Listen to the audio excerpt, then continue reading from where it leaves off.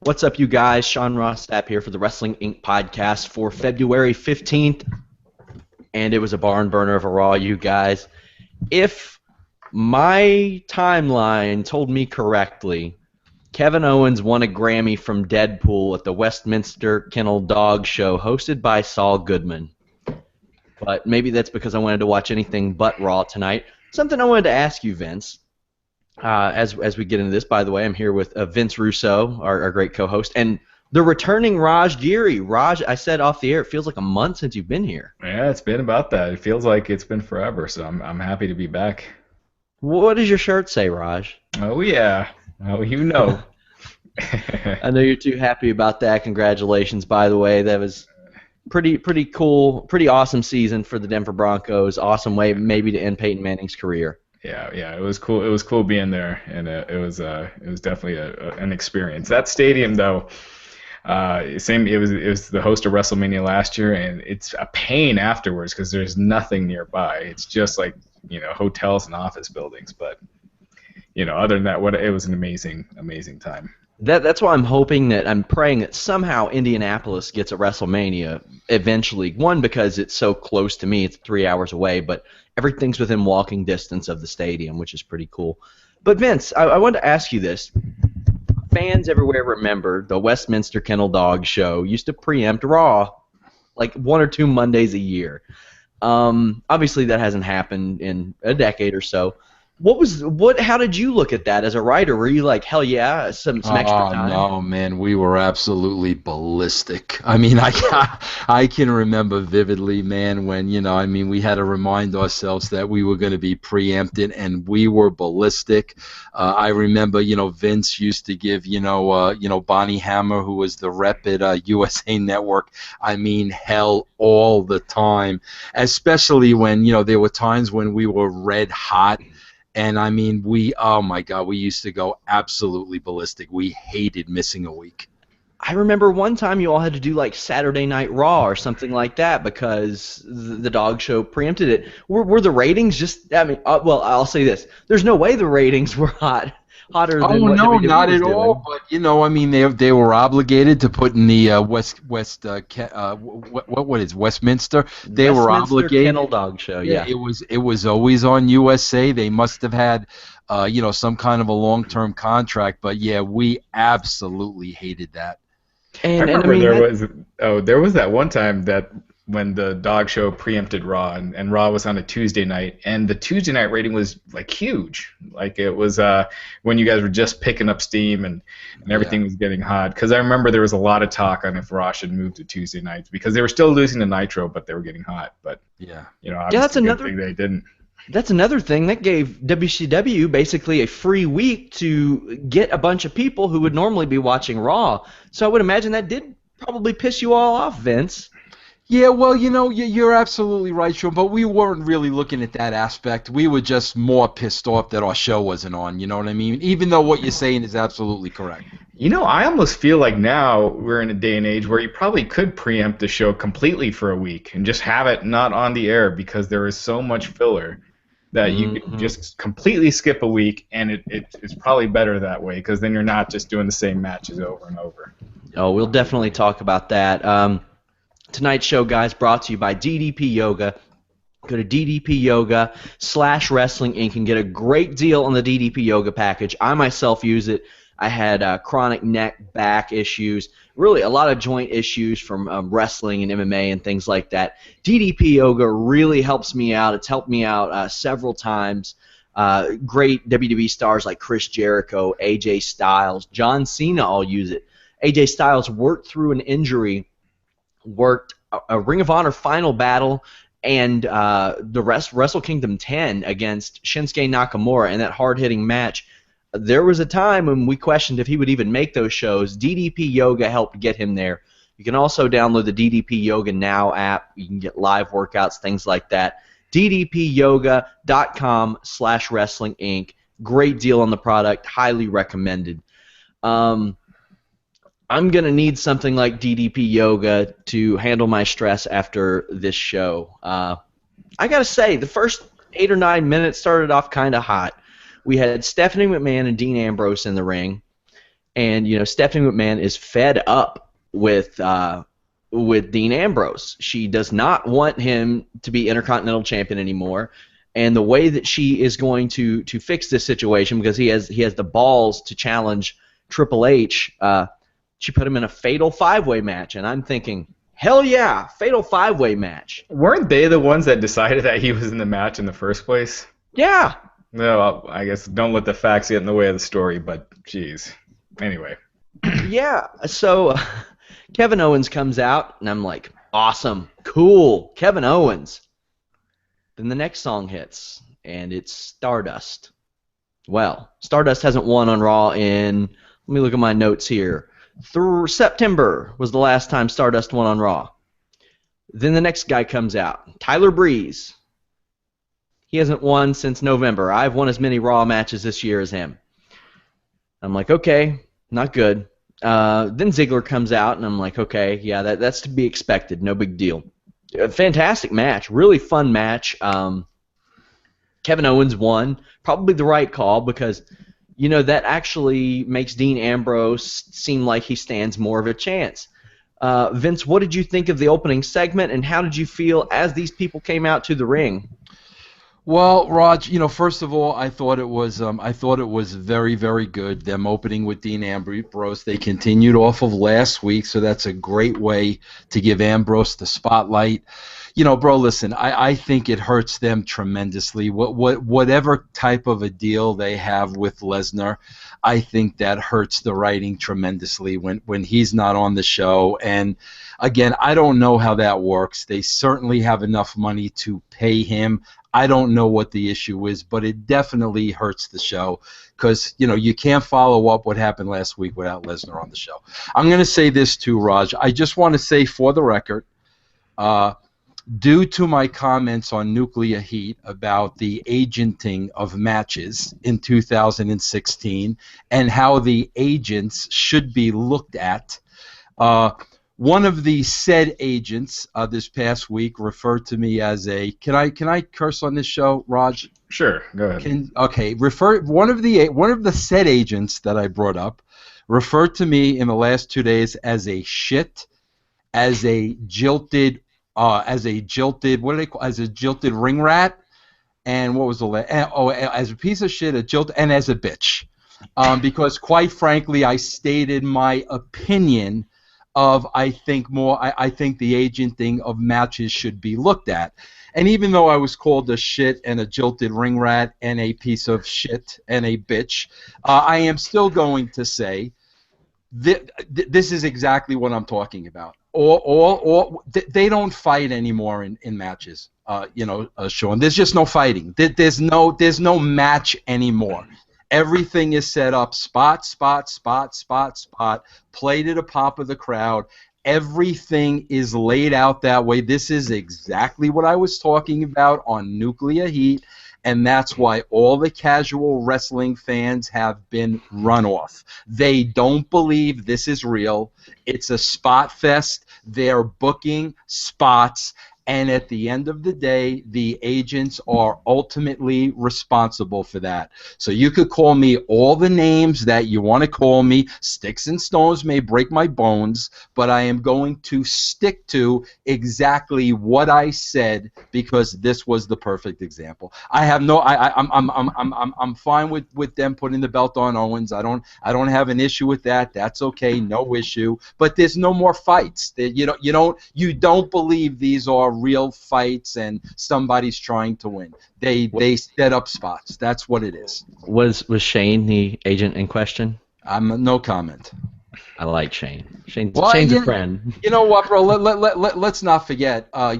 Where Shane got his start. With a little group called a 3 Count in WCW. Let's not forget that. But bro, listen. You're not gonna bully me out of swaying off my opinion. Because this is exactly what I was talking about on nuclear heat. Exactly what I was talking. Bro, there is no believability to when you have the match run, you're going to go to every corner and deliver a somersault. There's no credibility to that, bro. In a 5-person match, it's really hard to keep all those ducks in a row. It is really hard. So for that, I kind of forgive them. There is a match later in which I don't, but and we'll talk about that much later. But Raj, how did you feel about this match and the segment? Well, the segment I thought it kind of sucked because you have Stephanie constantly talking down to Dean Ambrose, and Dean Ambrose he's never going to get a comeuppance, and he just takes it, and then he's brought into this match and really gets ultimately she wins, like she wants the title off him, she gets the title off him, and he's the one challenging for the title this Sunday, so shouldn't he be the one being put in a position to look strong? And the person he almost did, later in the show, he still didn't look that strong. He tried to get Roman Reigns and couldn't do it, and last week he was getting thrashed by Lesnar over and over. So I don't know. And why do you have to have Stardust and Tyler Breeze in this match? There's no reason. You could just make it a triple threat. It just automatically killed all the credibility. And then when you have Owens pinning Breeze, I'm just never a fan of someone winning the title without beating the previous title holder. It just starts off your reign on a weak note, and it kind of shows where the booking team sees you. They see you as someone who shouldn't be beating Ambrose, so you're going to beat the guy second lowest on the totem pole. And I just don't see this Intercontinental title reign helping Owens that much. But other than that, yeah, I'm fine with him being champ and everything. I just don't like how it was done. I kind of see why they had, Ambrose not get pinned, because it's the whole Stephanie screwed him thing. But like you mentioned, why did she put him in the title contender match? Also, as this match happened, now, granted, I liked what happened with Styles and Jericho later, but as, I saw 3 guys that shouldn't really have been in that match, Ziggler, granted, Ziggler's beaten Owens a couple times, but I was like, they should have put Miz, Jericho, and Styles in this match. Just, if you're going to have that much filler, make this a spectacle and let it go really long.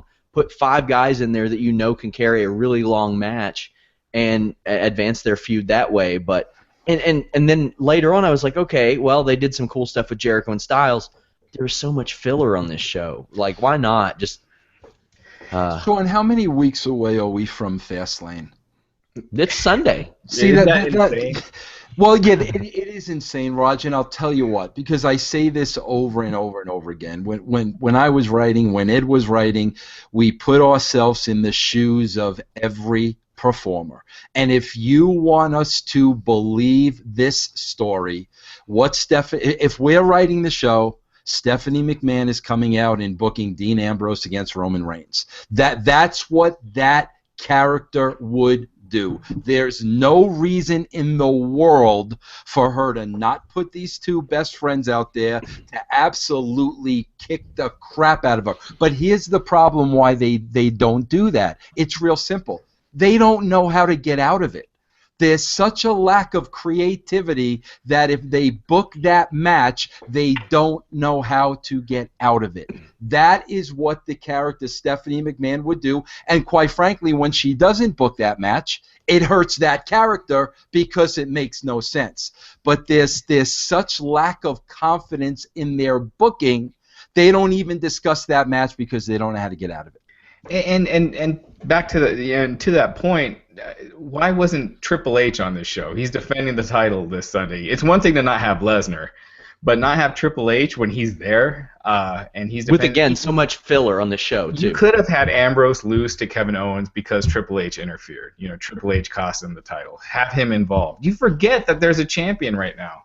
I said that when I was tweeting out, Raj. It's like, I hate so much to go back to the Attitude Era, but part of the success was everything revolved around the title. The title was the most important thing on the show. You opened with the title. You ended with the title. Everybody wanted the title. It was the most important thing. They are so far off center that you know, they're weeks away from WrestleMania and the champion isn't even on the show. That is so fundamentally wrong. I could see a TNA doing that. A WWE doing that is incredible to me. You don't have the belt. You don't have the champion. It's so fundamentally wrong on so many levels. And yeah, I was going to ask you this later, Vince. Actually, I'll hold off to it later. But when you're doing a go-home show, shouldn't it just be all hands on deck? You throw everything. Yeah. You try to make it the best possible show. You don't end with, and again, we'll get to this later, but Braun Strowman and the Big Show and not your key players that are in the main event. And how hard is it for Stephanie McMahon to say, hey, we're setting up WrestleMania, and it is best for business if we have Dean Ambrose, Roman Reigns, Brock Lesnar vying for the title because they are the most popular guys, but we can still take something from Dean Ambrose that means something to him. How hard is it for her to say that and explain it? Say, you're worthwhile, but we're taking something you love. Or you have Ambrose diss Stephanie, and that causes Triple H to come out and you know, cause him the title. I'm just going to say, if this was Attitude Era, this would have been the match. If this was Attitude Era, this would have been the match. Ambrose versus Reigns, and Lesnar would have been the guest referee, and you would have had Triple H involved in the match. That's how you get ratings. That's why I get so pissed off with, oh, it's a different time. People are watching on their phone. People are watching on their iPad. Bullshit. That would have been the main event back in the day. Ambrose versus Reigns, Lesnar's the ref, and you would have had Triple H on color. You would have had all your participants right there. At the end of the show, you would have built it for 3 freaking hours. Where am I going? I'm not going anywhere. Wait till they get tomorrow's ratings and see what the third hour of this show is. And then they're going to look at each other wondering what happened. Where'd everybody go? Oh, it's going to be brutal. Going up against the Grammys and the X-Files and Better Call Saul. It's going to be... I didn't realize Better Call Saul was back. Otherwise yeah. I'm watching that as soon as we're off Vince, here. What you just said, Vince, just makes complete sense, you know?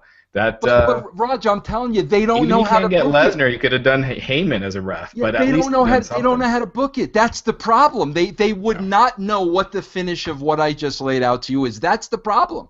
Yeah. Well, this next segment, there's going to be a lot of segments that we don't have a lot to talk about, but Big E versus Mark Henry. The New Day, who knows, they may be in a tag title match Sunday. They might not be, but they're going to be on the Cutting Edge Peep Show, and I'm sure that'll be entertaining. Edge and Christian and New Day on the mic. They called Mark Henry a booty hole, but the real story of this match is it looks like Mark Henry got hurt. He had to be helped to the back. They were setting up the big ending, Big E's finish, and Mark Henry just kind of collapsed to the mat, and Big E pinned him. Vince, I know you worked with Mark Henry a long time, many years ago. He's 20 years in, and he said he's at the end of his career. You think this might be it for Mark Henry? I think so, bro. But I got to tell you, and I said this a year ago. You know, the shape the guy is in is ridiculous.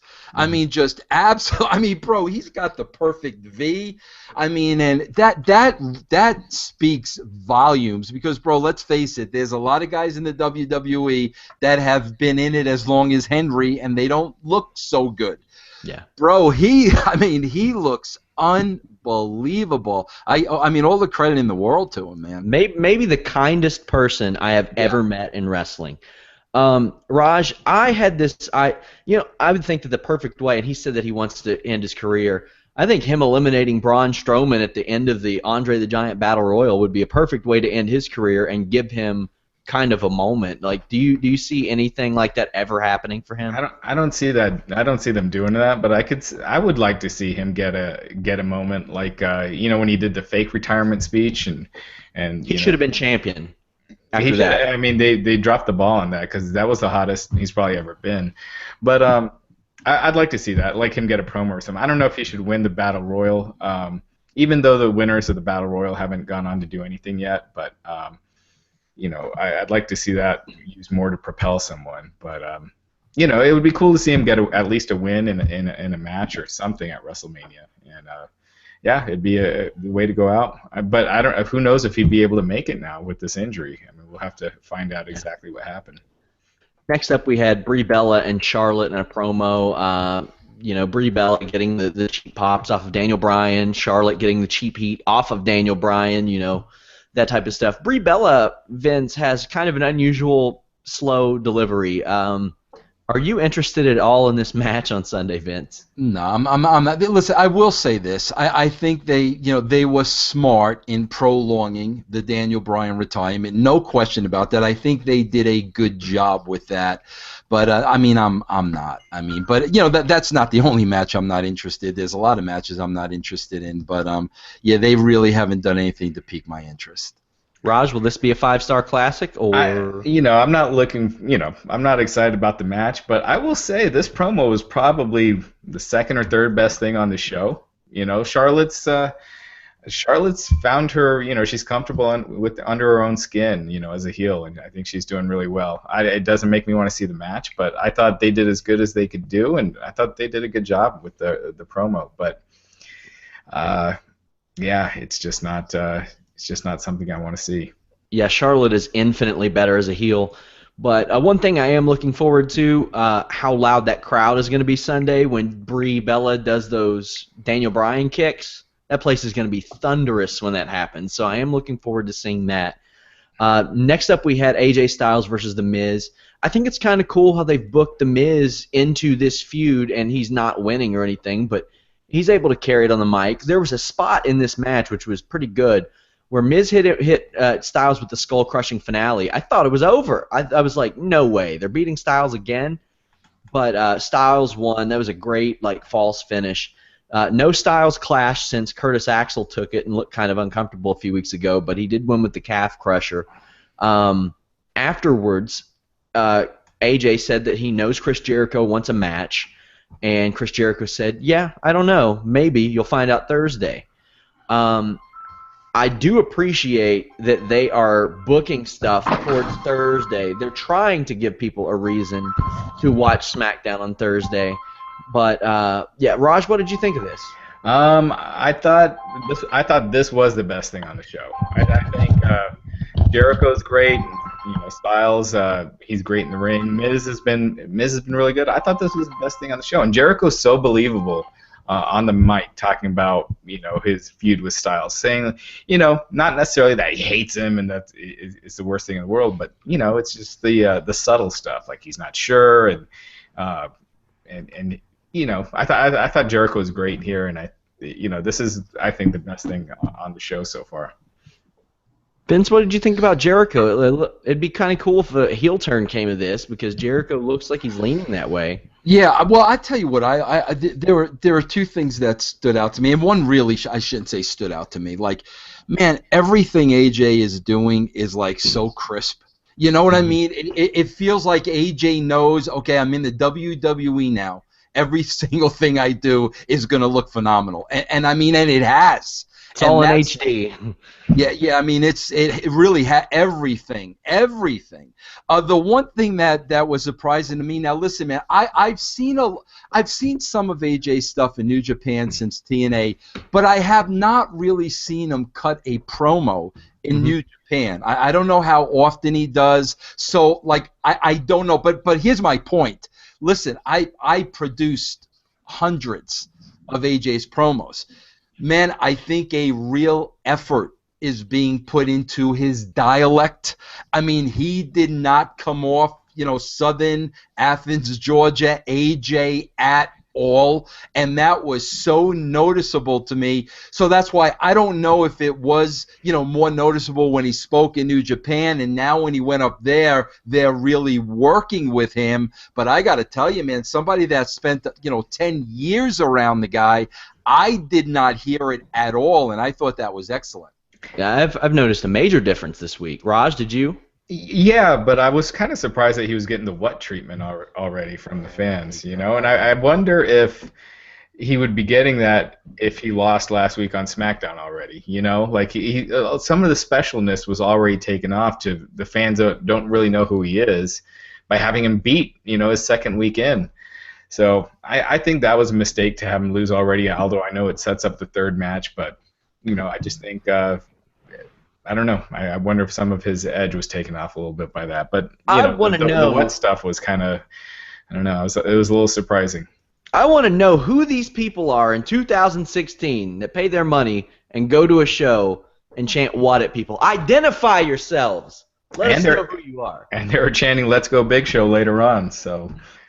Oh man, I don't think I want those people to identify themselves because I fear for their own safety. But yeah, Vince, I definitely did notice that, and that's something I've had to work on too. If I'm doing a podcast, I had a really Southern accent, and I still have it, but I try to work on it. It's something you can overcome. And AJ Styles, I noticed a big difference, and they haven't let him talk for the most part the last several weeks. They had The Miz cutting him off, but I thought this was kind of cool, and it built towards SmackDown. And SmackDown is quickly becoming AJ Styles and Chris Jericho's show. I'll say this about the Southern accent thing. Some of the most effective promos, in the history of our business were people with Southern accents. So, I don't know. I don't know if that matters. I know Vince. I remember you've said it before. You think it does, but Steve Austin, Dusty Rhodes. I know some of that's from a different era, but. And Vince, something I wondered if with Vince McMahon, and we always hear the rumors that he hates that Southern accent. Why in the hell does he have Jim Ross on play-by-play for 15 years and JBL on commentary now? Can I tell you guys, you're not going to understand this. When I make that statement, I'm talking about big markets. I'm talking about New York. I'm talking about Chicago. I'm talking about L.A.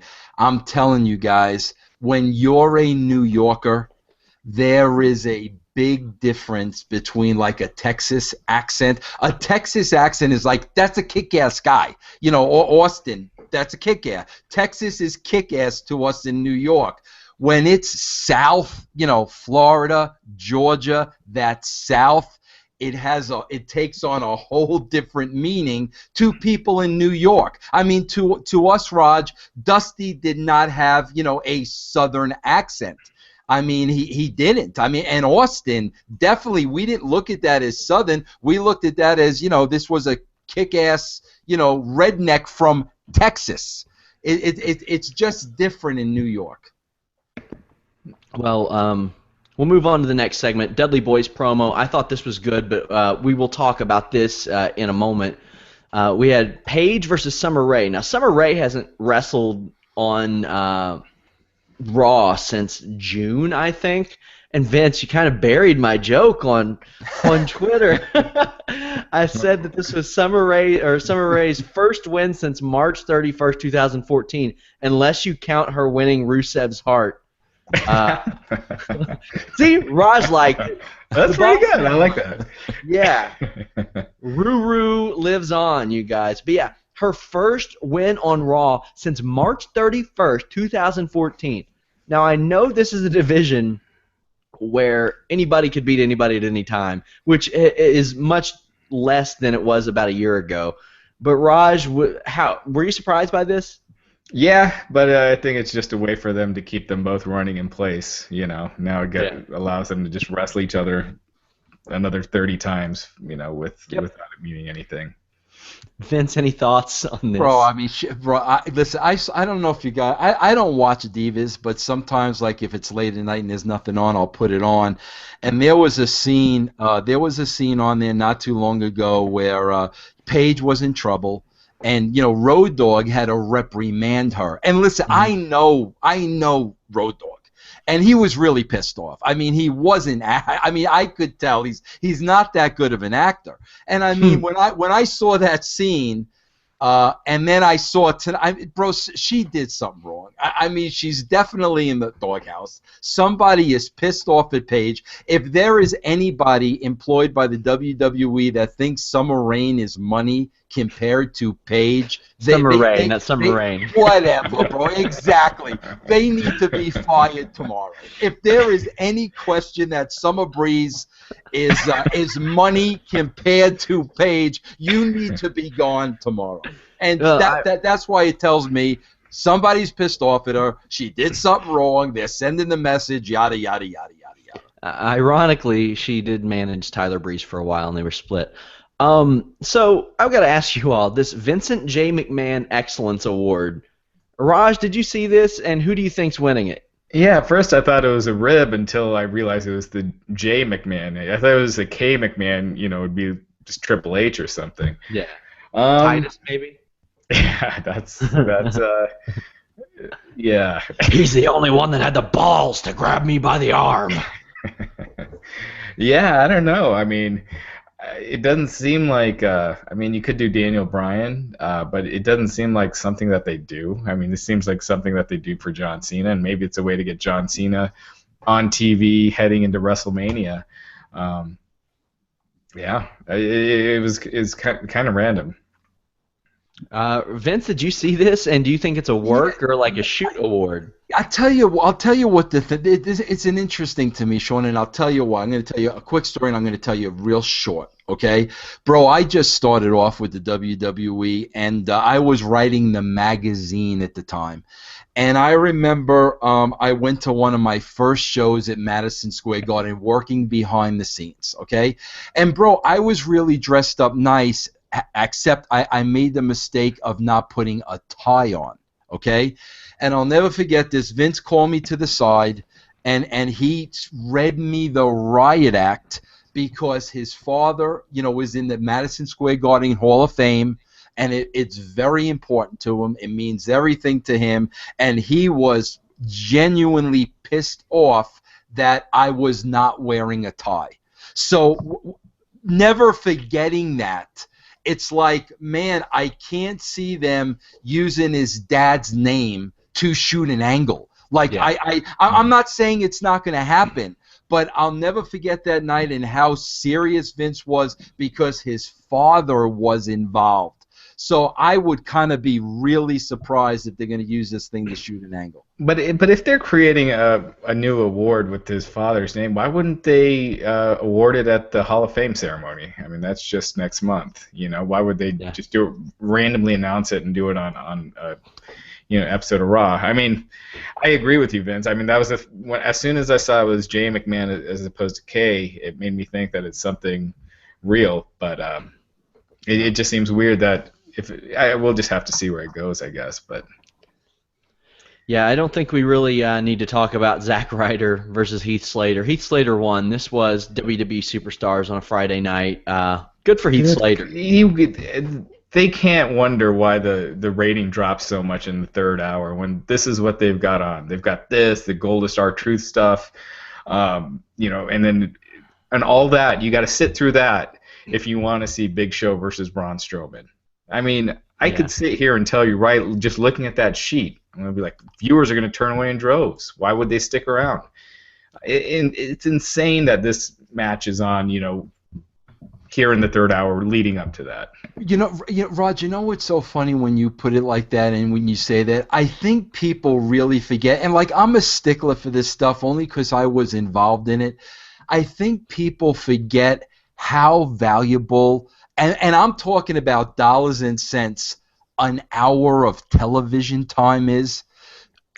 An hour of television time is worth so much money to networks and sponsors and advertisers. And the way you just put it, to like just take an hour of TV and we're just going to throw it away. I don't know any other show that does that. I can't imagine there's any other show out there that does that with TV time just being so valuable. Okay, that's a great filler. Point. Filler nonstop. We got more filler. Well, kind of filler. But I do want to say this. One last thing, Sean. The highlight of the show for me, no kidding around, was the victory lap. I just wanted to say that. Yeah, that was fun. That was funny stuff. I think they're entertaining, but put them earlier in the show. I mean, it shouldn't be what you got to sit through to get to that main event spot. This is it's a pay-per-view go-home show. And they've been doing this for a while now, where they just throw away the third hour on a pay-per-view go-home show. It just makes no sense to me. I agree. No disrespect intended to Social Outcasts. I do think they're entertaining guys. We also saw Becky being attacked by Team Bad earlier in the night. We got Becky versus Naomi. Naomi landed some speedball Mike Bailey kicks. I'm sure you know who that is, Vince. I'm sure you're a big PWG guy, aren't you? Huge. But did some speedball Mike Bailey kicks. Becky won. They beat her down. Sasha, this is to keep them away from the title for right now. So it is what it is. But Sasha got a good pop. She's over. So Yeah, I think I would much rather they did a Sasha and Charlotte singles match at WrestleMania than doing a triple threat. I think anytime you do a triple threat, I think it waters down the magnitude of it. But it looks like they're going with the triple threat. We had Paul Heyman call out Roman Reigns, or vice versa. I think it was Paul Heyman calling out Roman Reigns. Shook his hand. It was very cordial, but a good promo. And then the Dudley Boys, who came out and explained their heel turn, much better as heels. These guys, perfect. They need to be heels. I feel like they should have probably turned heel after probably the second night they were there. Well, not the second night because they were still in New York. Maybe the next week. But the Reigns and Ambrose fought the Dudley Boys off. Then Dean Ambrose goes for the dirty deeds, and they continue to tease that little bit of friction, and Reigns laughs it off. Vince, what did you think of this segment going from Heyman to Reigns, the Dudleys to Ambrose? Can I, Sean? Can we go back just one more second to the girls? Sure. Because I just want to point out again, these are like just such simple opportunities that are there to get people over that they never use. And of course, again, it's where it being a logic comes into place. When Naomi and Tamina, that's the name, right? Tamina, when they confront Becky in the parking lot, okay? Bro, if Naomi's got a match with Becky later on tonight, and the two of them confront her in the parking lot, right? Are you just going to kick her once and leave her? Or are the two of them going to beat the crap out of her and leave her for dead? And why weren't they suspended? Right. Well, but here's my point. That's what they would do. They would not give her a kick and give her a warning. But listen, it continues on. So the two of them leave her for dead. They beat the crap out of her in the back. You get them over by putting them on the mic and letting them be the heels. Unfortunately, Becky's not going to be able to make it tonight, right? And now here comes Becky, the babyface spirit of 76, to fight the fight. Simple little things like that are like, literally, I think if you're a 12-year-old wrestling fan, you can write that stuff. But there's so many missed opportunities to get characters over within the same framework. It just boggles my mind. So much of this stuff is so basic. I'm not telling anybody nothing they don't know. And another thing that I absolutely hated with the Dudleys promo, God, it is so 101 heel. Okay, we're not going to put people through tables anymore because, that's what the fans want. And since we're heels, we're not going to put anybody through a table anymore. It's like, oh my God, it's so archaic. I kind of like that. I kind of like it. It's childish. Yeah, when heels are acting like children, Oh, it's just it's so 1970. But anyway, let Raj. I forgot what happened in this segment already. Let Raj. Well, this was actually earlier that we went a little out of order here. Yeah, But with the Heyman stuff, if this was what the show that they had on paper, this should have been the main event angle, you know. Mm-hmm. But ultimately, I think Ambrose kind of came off looking like a goof. He's trying to attack Reigns, couldn't do it, and that was it. See, I like this segment. I think the long, slow tease of Ambrose Reigns. I had somebody say, could they do Lesnar versus Triple H and Reigns versus Ambrose? I'm like, yeah, I'm sure they could at WrestleMania, and that'd be great, but I don't know what direction they're going. It seemed like the Dean Ambrose show for the last month on WWE TV. Now we're going to get to a match that I've got a lot to say about this. League of Nations versus Lucha Dragons and Neville. This was another excuse to kill time with absolutely zero creative direction. The finish of this match was one of the most psychologically ignorant things that I have ever seen. As if Del Rio's foot stomp wasn't bad enough because it's dangerous for the person taking it and for the person giving it, as Finn Balor has found out. This one's even worse. Normally you have somebody hung up in the tree of woe. This time Sin Cara is in the middle of the ropes holding on like a moron while Del Rio jumps off the top rope. Is Dean Malenko not backstage? Is he not an agent? He used to be so good in matches with like Rey Mysterio and Psychosis, when they would do just one flip too many, he'd just punch them in the mouth or clothesline them and shut down this weird, ignorant psychology. And it's so unusual to me that Del Rio could do this move from the corner and nobody says anything to him backstage, or if they do, he doesn't listen to them, but does it in the middle of the ropes. Vince, I know you've been pretty outspoken about psychology and wrestling. This spot is so dumb.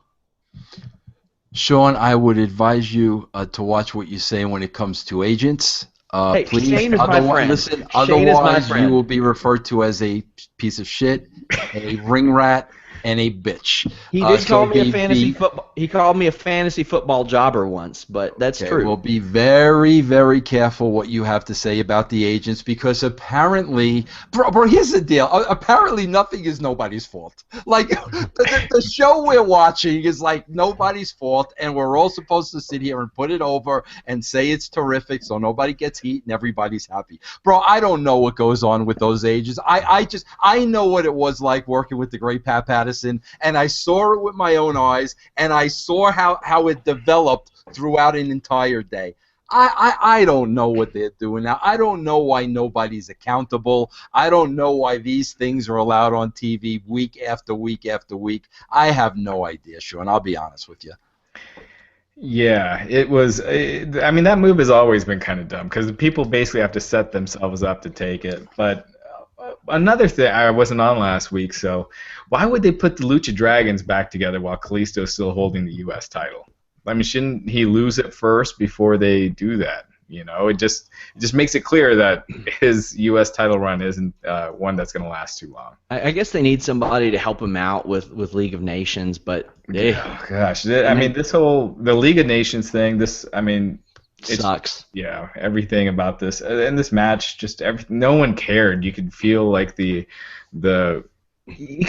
crowd is like, is this it? Is this all we're getting? And guys, you know what we're forgetting too now? I mean, you just reminded me, Raj. Like I was reading an article the other day that I guess no Raw up to this point has sold out. No building has sold out.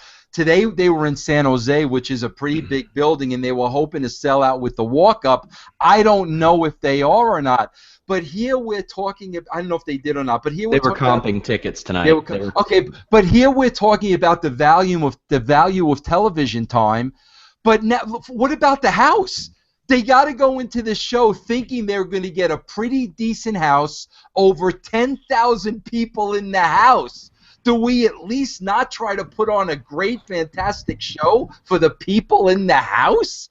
Well, again, it's like I don't know what your defense is of that. You know, you plan on you're gonna have a good house. You're in California, like we're gonna put on Big Show and Strowman at the end of Raw. Yeah. Like, hello.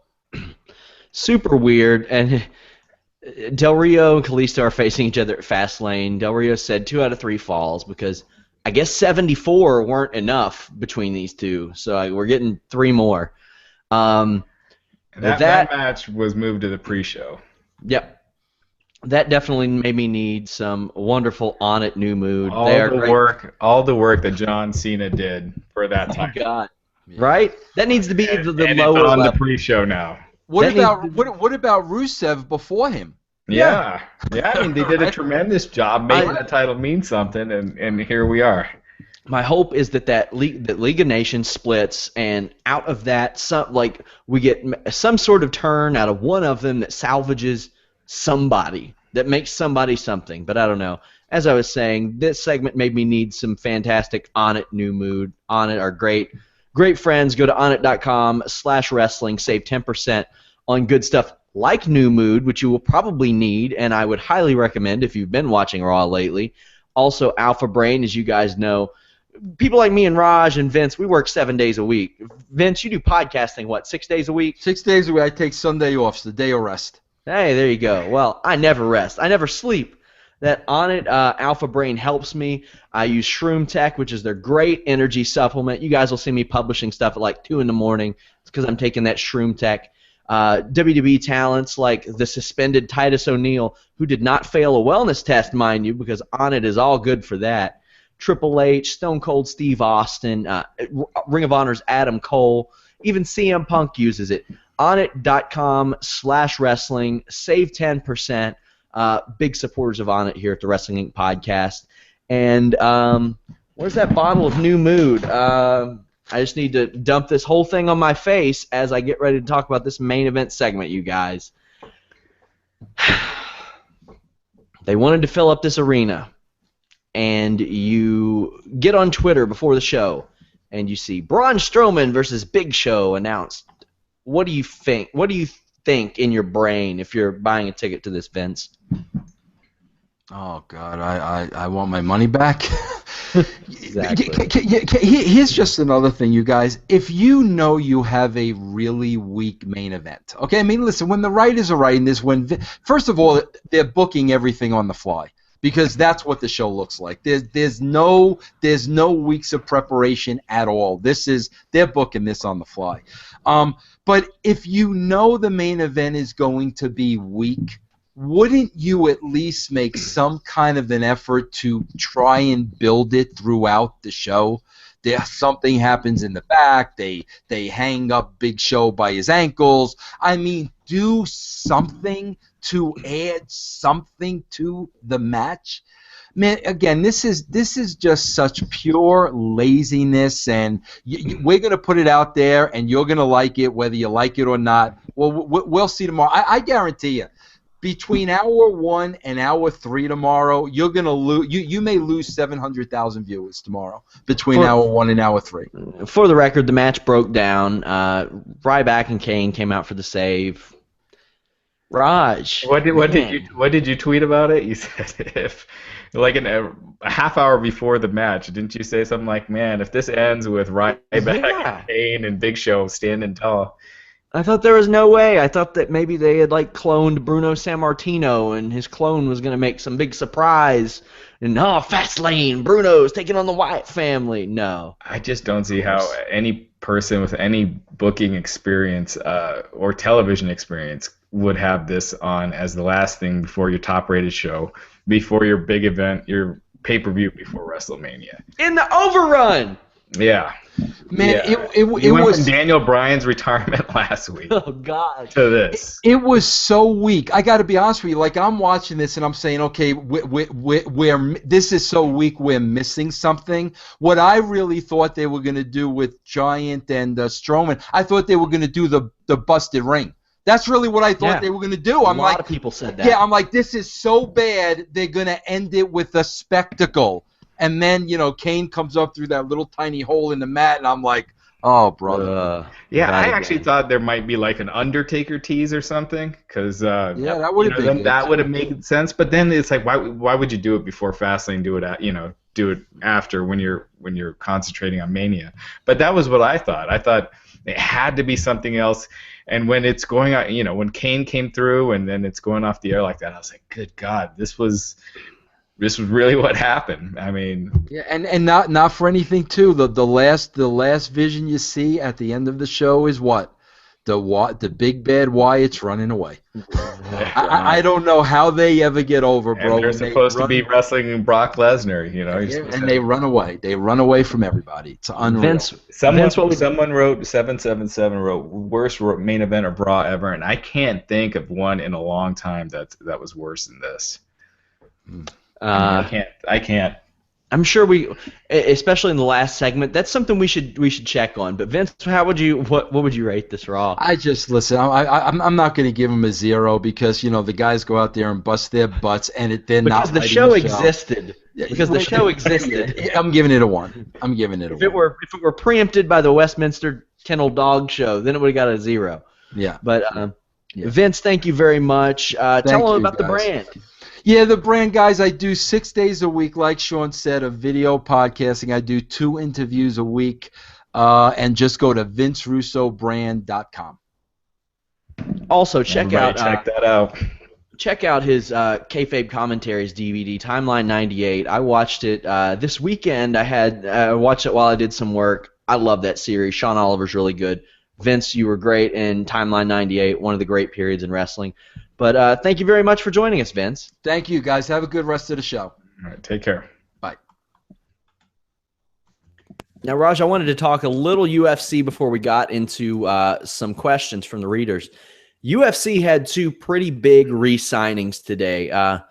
They lost Ben Henderson a couple weeks ago to free agency to Bellator, who has been, they've been making moves, or at least trying to make moves, and this has changed the landscape of MMA. We have guys, Aljamain Sterling in particular, probably benefited the most. Before this Reebok deal, there weren't a lot of options for guys like him who undefeated, number 5 ranked, but not a huge name, but has a ton of upside. Bellator and UFC kind of had to drive up the bids a little bit for him.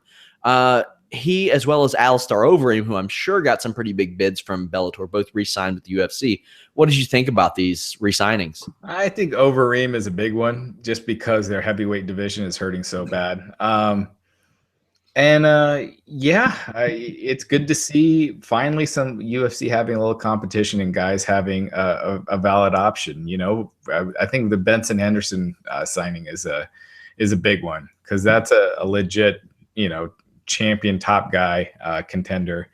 I think it's great to see. And people who are complaining about the Reebok deal and how bad it hurts them now they have an opportunity to, put their money where their mouth is.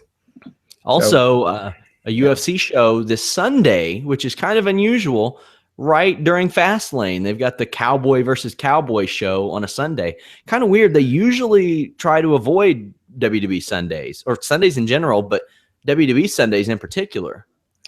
Yeah, maybe just because of all the stuff going on, because they don't want to do it right before their big show because they got, Conor McGregor coming up. So, it was probably, as far as WWE shows go, this is one of the weaker ones, that they've had. So it's not going to hurt them at all. Well, we're going to get into some questions. Also, guys, we will be back on Thursday, Raj and myself, after SmackDown, in which Brock Lesnar is going to appear. We're going to talk Fastlane. We're going to talk SmackDown. We'll talk a little bit about the other shows throughout the week, NXT, Lucha Underground. We might even talk about two 50-year-old men fighting inside of a cage, which is going to happen this Friday. That's terrifying to think. But, yeah, I spoke to Ken Shamrock last week, and he's pretty excited about it. They draw. Him and Kimbo. It's such a guilty watch, but I was watching that. Yeah. I'm watching Kimbo and Dada 5000. I don't even know who Dada 5000 is. I've never watched Dogfight, so I don't know his story, but I'm watching him fight. So whatever. Kimbo, I think there was a missed opportunity with pro wrestling. I think they should have tried to get him because he's got that charisma that people just gravitate to him and they watch him. The season he was on The Ultimate Fighter, if I'm not mistaken, I think that did better ratings than Raw is doing now. I believe that the Roy Nelson fight and Kimbo was the most watched American MMA fight ever. It was behind Dos Santos and Ken, and I think a couple of the CBS ones, but I just mean the overall season. I think because I remember they're constantly doing over. Gosh, I'd have to go back and check, but I remember. it was just far and beyond the highest rated season.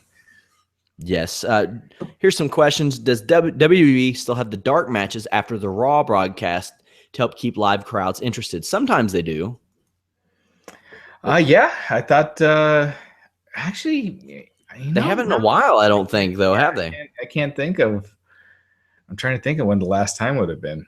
They usually do something, but they had the Wyatts against some guys a few weeks. Or maybe that might have been SmackDown. I don't know. I'll have to double check on that. Is it possible that the WWE will give away tickets to WrestleMania 32 to ensure the stadium looks relatively full? I think they might sell some for like $5. Yeah, I'm sure they'll be comping like crazy. When I went to the Royal Rumble in 1996. That's when they were super cold. 97 in Texas, right? 97, yeah, in San Antonio. And they were really cold then, and they were trying to fill the, it's a 60 plus thousand, stadium with the Alamo Dome. And it was just everywhere. They were trying to dump those tickets. Constantly on the radios, like go to Taco Bell, you get a burrito and you get free Royal Rumble tickets, So, I could see them getting that stage. There's nothing on this match, on this card that's looking remotely interesting to someone who stopped watching wrestling years ago. There's no attraction that I see that, would garner the mainstream interest. So, then now they're bringing out Stephen Amell and trying to, just use some gimmickry, but this is looking like on paper, and we'll have to see how they build everything up. And so far it hasn't been good, but on paper, this is looking like the weakest WrestleMania that I can recall since the dark days. They're going to have to get creative. Are they actually trying to build up Summer Rae? No, like Raj said, it's them running in place with her. Yeah, no, definitely not. Does AJ Styles miss wrestling in front of 200 fans? No, I'd say not. I wouldn't think so. Should WWE limit Reigns' in-ring promo mic time? Yeah, I think that's always been a criticism on him. Until he's just not the type of guy who ever is going to be able to carry one, except maybe a heel promo. Yeah, I mean, it's a broken record, but I'd like to see them turn him heel and see what he could do. Maybe not have him so scripted, and work with guys in the back that like a Jericho. But I think it's worth a shot. But they've got their mind made up on the way they're going with them, and I think they got that Cena mentality with them, like that Cena gets booed, it's no big deal, he's still a big draw, so it's not a big deal for Reigns gets booed.